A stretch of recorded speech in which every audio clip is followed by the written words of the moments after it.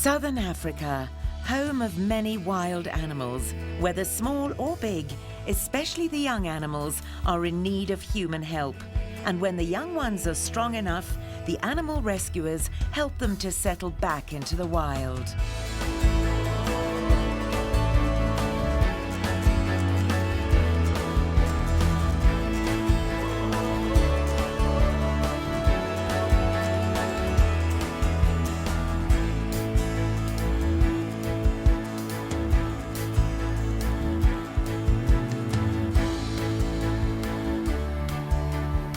In this episode of Raising Wildlife, you will see in Lilongwe Wildlife Centre in Malawi, two orphaned juvenile baboons meet each other for the first time.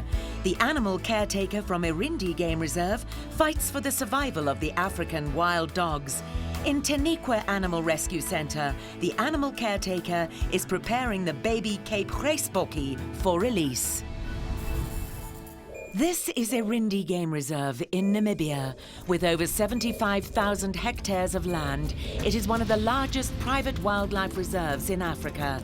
There are approximately 20,000 big animals living in this vast area. This well-known animal sanctuary is also home to one of the last groups of wild dogs in Africa. Gamekeeper Natasha has taken care of this special group for many years. I'm Natasha de Warren and Brits, and we're here at Erindi Private Game Reserve. And one of the incredible things that we work on at Erindi is we aim at trying to put animals back in the wild. The release project for the African wild dogs has been successful.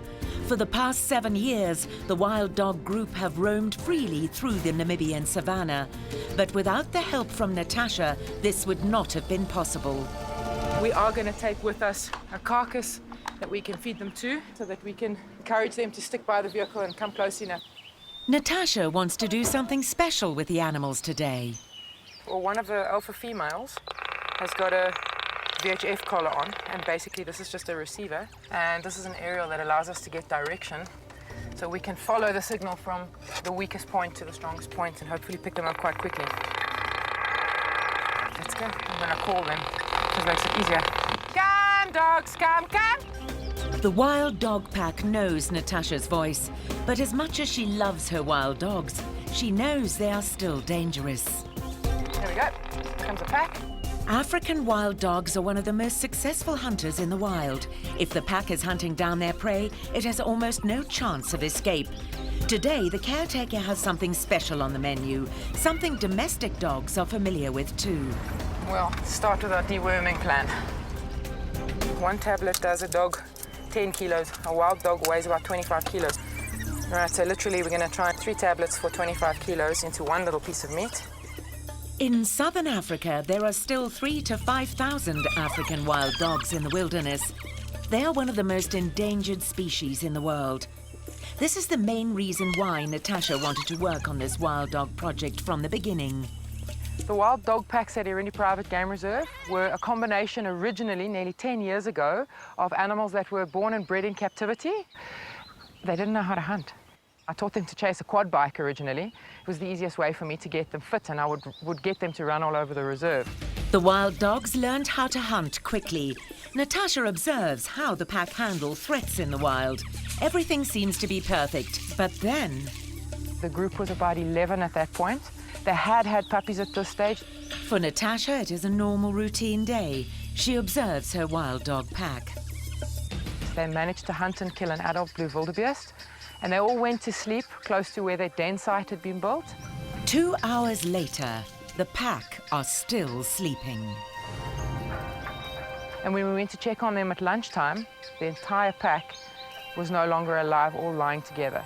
2 of those dogs, puppies, small female puppies, were the only ones still alive. 9 adult African wild dogs are dead. Only the 2 puppies are alive. But how is this possible? What on earth happened here? A wildlife rescue centre 100 kilometers west of Lake Malawi. Here in the green centre of Lilongwe, the capital city of Malawi, is the Lilongwe Wildlife Centre. Animal rescuer Alma van Dorenmalen works here at the living quarters for the primates. I'm Alma. I work as the rescue and rehab manager at the Lilongwe Wildlife Center in Malawi. And my main job is to rescue and rehabilitate animals to make sure our animals can be released back into the wild. Alma's next special assignment begins. She tries to bring two juvenile baboons together. Up to now, they had nearly no contact with other baboons. Akela will meet her new friend for the first time today. She's never played with another baboon before, let alone a male baboon. Kayla was actually being sold. She was a pet. She was a bit underweight. They said they didn't have any money to feed her. Animal rescuer Alma wants to release Kayla back into the wild one day. She should be released with a troop of baboons. Therefore, she needs to first learn how to interact with other baboons. She's going to be introduced to Locke. I found him being tied up on a tree. Unfortunately, he had a couple of chains around his waist, a couple of locks, padlocks on it. So that's why we called him Locke, because we had to actually saw the locks off of him. Locke has had no experience with other baboons either. Animal helper Alma is excited to see how these two juveniles handle this new situation. It might get a little bit too rough once I open the slide. It might turn into a fight and a little bit of a scruff. That's also okay, as long as they stop by themselves. If they don't stop, I have to separate them and give them a little bit of a break, and then we'll start again. So hopefully, we're going to see some positive interactions through events. Especially Akela is the big unknown in this trial. Locke is a small, bustling ruffian, but at least he's a nice guy. But Akela, will she put up with him being a little rowdy? The Erindi Game Reserve in Namibia, one of the largest private animal reservations in Africa. Here lives one of the critically endangered wild dog packs. For the past 10 years, Natasha has worked towards the pack breeding and then releasing them back into the wild. At the first attempt at building up a pack, she lost 9 adults, survived only by 2 cubs. The veterinarians came out to check and do necropsies to see what had happened. He discovered that those wild dogs had been hit by lightning. And because they all lie on top of each other, that lightning strike had gone through every single one of them. A sad setback for Natasha, but she will not give up. As time passes, there will always be new wild dogs at the reserve. And a part of the old wild dog family is still there, the 2 cubs. The 2 female wild dogs, the puppies that survived the lightning strike of the first pack, they were named Kaya, and the other female was called Half Moon. Together with the 2 juvenile wild dogs, Natasha built a new pack over time. And with the wild dog baby Kaya, the pack will have a new alpha female. A short time later, there will be a new male as part of the pack, Bubbles. In time, Bubbles will be the new alpha male at Kaya's side. The original alpha from the group, Bubbles, was in fact a dog that came from captivity in South Africa. Kaya and Bubbles will be the alpha pair of the pack for the next few years. It is feeding time for the wild dogs, and Chief Bubbles is always the first at the catch. We're going to throw this carcass over that side and into the enclosure. The old dogs are going in, they know what's coming. The wild dogs can hardly wait. One of the most important lessons in the wild is to eat as fast as possible, otherwise lions and hyenas will steal the best part. It's absolutely incredible. Literally, we're going to time it, but as far as it goes, it takes about 10 minutes for this pack of 23 to finish an entire impala carcass. Even if it must go fast with feeding, there are strict rules. It's not the adults that dominate the carcass, it's the puppies. And the adults will open this carcass up, and the minute it's open, the puppies will actually force them off the carcass, and the adults won't get anything to eat. For 7 years, Kaya and Bubbles lead the group as a strong alpha team. Every young wild dog is a descendant from them. But Kaya is no longer at Bubbles' side. Very, very sadly, she was killed by a crocodile when they hunted a wildebeest that they caught right on the bank of the dam. However, Bubbles has been in mourning for the past year, and in the pack there is growing unrest. But then something happened that neither Natasha nor her colleagues had ever seen before. Lilongwe Animal Rescue Centre in the green heart of Lilongwe, the capital city of Malawi. Two young yellow baboons will be joining together, but they've never lived with other baboons before. Both lived miserably as pets. Animal rescuer Alma van Dorenmalen is excited to see how they will get along together. Akela and Locke are really young baboons, so they're really full of energy. They want to play. Locke just wants to play, play, play. So he needs a real playmate.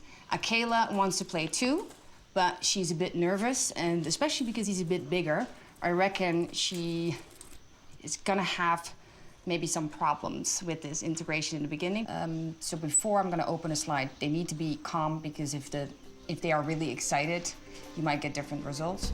Right now, the two baboons are not calm enough to get together.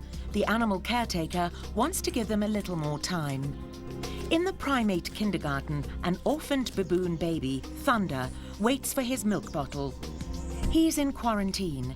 Alma cannot go into the cage because the little one could have unseen bacteria and viruses. Thunder is still on 2 feeds a day. He still gets milk twice a day, in the morning and the afternoon. The baby baboon is still very young, but already has bruises and scratches. He jumped over the fence to the other group of 5 bigger baboons, and unfortunately he got into an accident, and this is how he has lost some feeling in his feet. Luckily, I've been seeing him using his foot a little bit more, so we have high hopes for him to recover perfectly fine. And then we'll start the integration with Kezzy, the foster mom.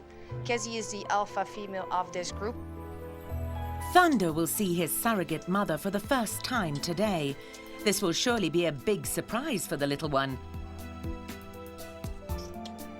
It's time for the caretaker to gradually bring the two baboons, Akela and Locke, together. They too should be a lot calmer now. So both animals are relatively calm. I've seen them having some positive interactions through the fence. Nothing negative so far. So I'm gonna open the slide and then we're gonna watch them, see what's gonna happen, and take it from there. Animal caretaker Alma is nervous. If something goes wrong, she must react immediately, and this could be very dangerous working with young baboons. In Plettenberg Bay in South Africa, Western Cape, you'll find Taniqua Wildlife and Rehabilitation Centre, an animal rescue centre for many kinds of animals. A new animal arrived some weeks ago. A baby Cape Grys Bokkie. Hi, my name is Stephen Hendricks. We are at Taniqua Wildlife Rehabilitation and Awareness Centre. Currently we're on our way to the enclosure of the Cape Grys Bokkie to go and give her a milk. It's quite a large enclosure. It is a pre-release enclosure, so it simulates a natural environment. So we're going to struggle to find her, but once she sees the milk, it'll be easy. But will it be as easy as Stephen thinks? After all, it is a baby Grys Bokkie, and their nature is to hide. But first, we need to prep her food. The basic ingredient is cow's milk, as this is also a herbivore. A little bit of glucose, just to give her energy. We also add 2 eggs. And then a little bit of protection, which is basically normal intestinal flora. And then always a little bit of cod liver oil, just about 5 minutes of that. And then we mix everything together. And there our milk is ready for our little Grys Bokkie. Well then, let's go. Stephen is confident that the little one is waiting for him. But the baby Bokkie has no intention to make it too easy for her helper. Bokkie, Bokkie, Bokkie, Bokkie, Bokkie. Well, where are you? Bokkie, Bokkie, Bokkie, Bokkie. Oh, Bokkie, Bokkie. The baby Bokkie seems to have a lot of fun with this little game. Oh, Bokkie, Bokkie, Bokkie, Bokkie, Bokkie. Oh, Bokkie, Bokkie. Animal caretaker Stephen, rather less. Oh, Bokkie, Bokkie. Come, come, come, come, come. No, not yet. Sometimes it's quite difficult to find her. Oh, Bokkie, Bokkie, Bokkie, Bokkie, Bokkie. Oh, Bokkie, Bokkie. None too easy, the whole thing. Oh, Bokkie, Bokkie, Bokkie, Bokkie, Bokkie. Oh, Bokkie, Bokkie. But sometimes hunger will make the baby Bokkie girl come and feed.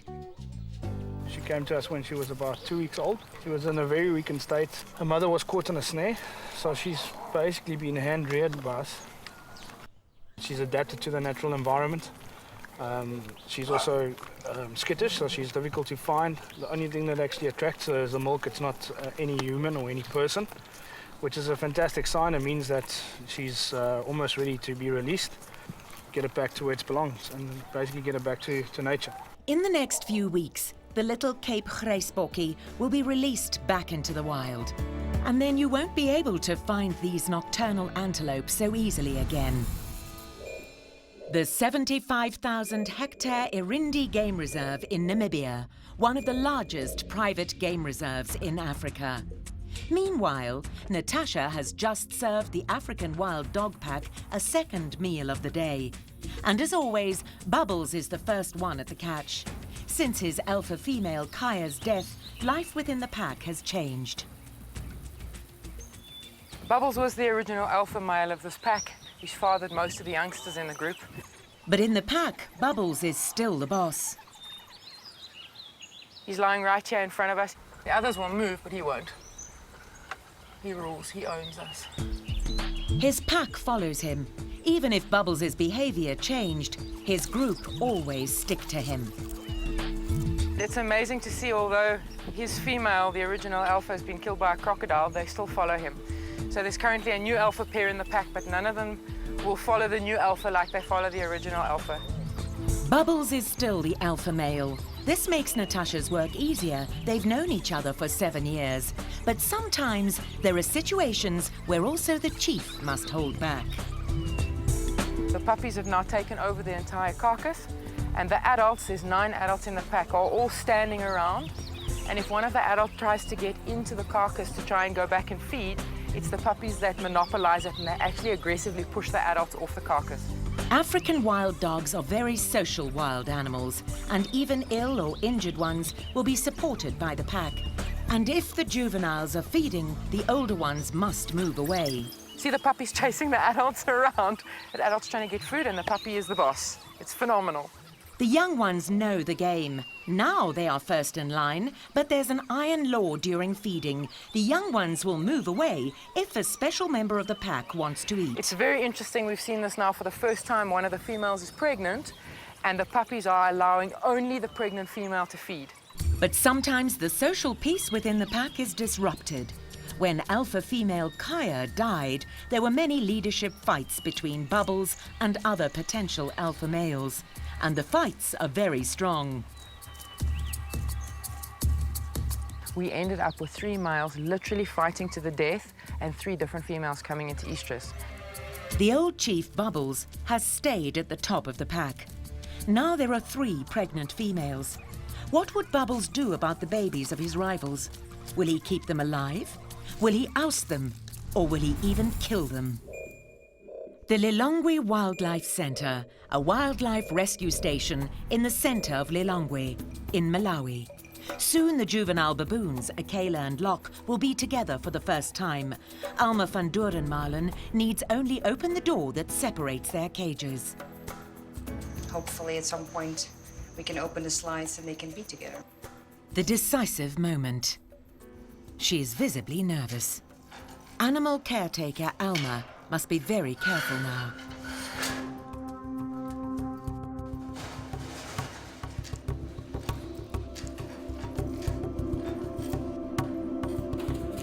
So what I'm looking for is back and forth playing. So I want her to initiate, I want him to initiate. Is this playing, or is it already fighting? Alma watches the 2 juvenile baboons intently. She must intervene before something happens. Otherwise, it could be too late for these juveniles. That was pretty rough. She got a little bit upset about it, so she stopped, he stopped. Fine, all good. After the dynamic and rough beginning, they calm down. Is it the calmness before the storm? Or is one angry about the other? Alma must make a final decision about the situation.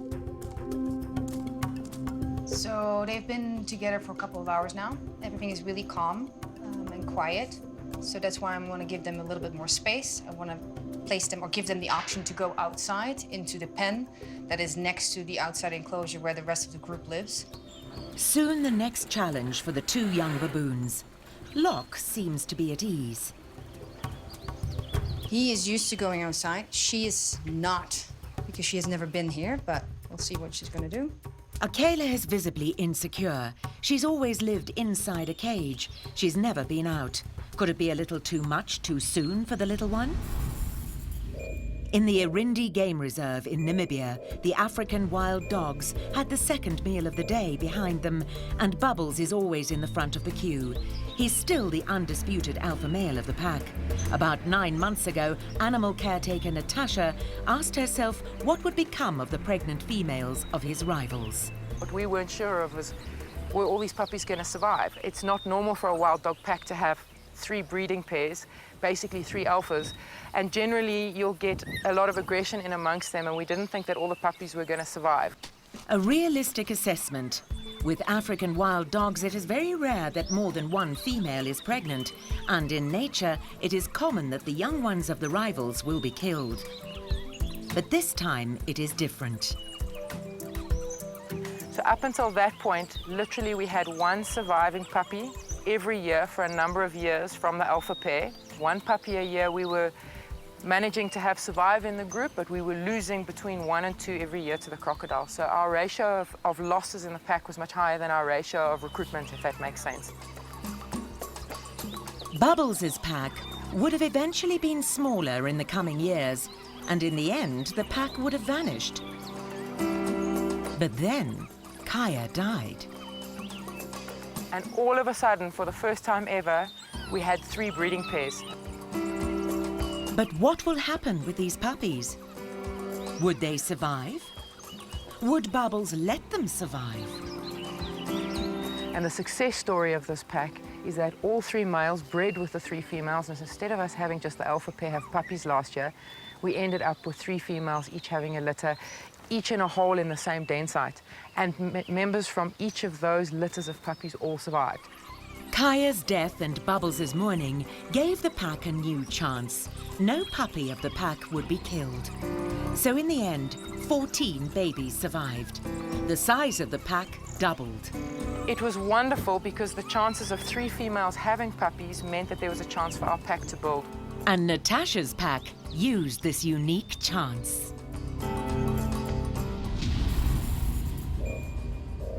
In the Lilongwe Wildlife Centre, animal caretaker Alma monitors the 2 young yellow baboons, Akela and Locke, to ensure they're getting along. But Akela has some problems. I introduced them inside first, let them be comfortable, etc., and then give them more space outside as well, so the group doesn't affect any of their interactions and behavior. Stepping outside is a difficult moment for Akela. She is not. She's used to going outside. We'll see what she's going to do. A small step. And suddenly the little baboon is in the big, wide world. Akela has always only lived in cages. The open surroundings frighten her. But Alma must go and see what's happening with the baby baboon, Thunder, and his new surrogate mother. So this is Kezzy. She shows parental instincts, so she's able to take care of our baby baboons if we get them in. Thunder has been integrated with Kezzy. The baby baboon feels comfortable with his new mother. He does not leave her side, exactly like he would do in the wild with his real mum. Kezzy is the only baboon surrogate mother I have at the moment. The good thing about Kezzy is that she's not afraid of people. We have a complete hands-off policy, and we try to keep animals as dehumanized as possible. However, she tends to stay quite dehumanized, which is really, really nice. So that still gives her a chance to be released back in the wild.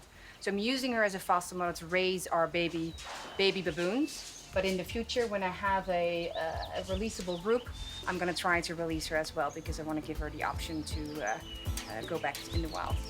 Right now, Kezzy is very important for Thunder, her new baby. For Kezi, taking care of Thunder comes first, and later she can be released into the wild. Maybe together with Thunder. So these baboons have been together for a while now, and they're doing really, really well. As you can see, they're playing, they're having positive interactions. I haven't seen any negative interactions whatsoever. So they're becoming best buddies, which is really great.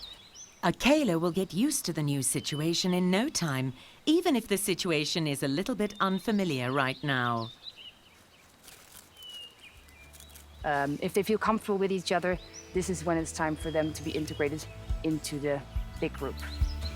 The next big step for the two juvenile baboons would be in the next few days. Their path to freedom is certain.